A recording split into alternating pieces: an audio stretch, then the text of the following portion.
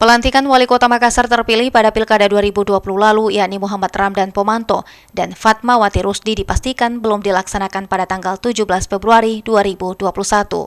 Hal ini karena Gubernur Sulsel akan melakukan pelantikan serentak sesulsel untuk kabupaten kota yang melaksanakan Pilkada 2020 lalu.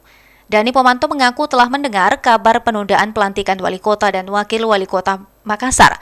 Pasalnya, pelantikan serentak sesulsel akan dilakukan untuk seluruh kabupaten kota yang mengikuti Pilkada tahun 2020. Meskipun berkas administrasi Kota Makassar telah selesai, namun harus menunggu beberapa kabupaten kota yang masih bersengketa dan berproses di Mahkamah Konstitusi.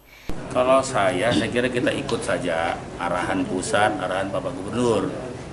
Karena ini kan pelantikan serentak dan itu otorisasinya ada di Kemendagri.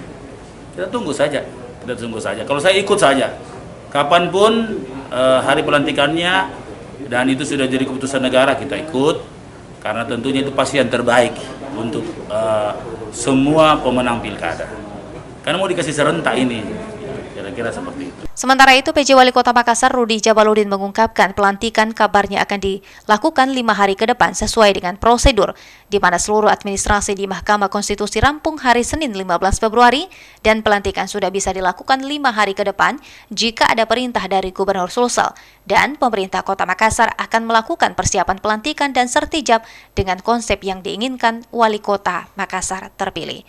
Nah, inilah tadi juga kami menanyakan kepada beliau, alhamdulillah ada informasi bahwa mungkin sekitar 5 hari lagi, sehingga kami meminta arahan beliau kira-kira apa yang harus kami persiapkan di pemerintah kota ya dalam rangka menjelang pelantikan, dan supaya kami bisa mempersiapkan sesuatu yang kira-kira beliau butuhkan supaya bisa begitu masuk bisa langsung running.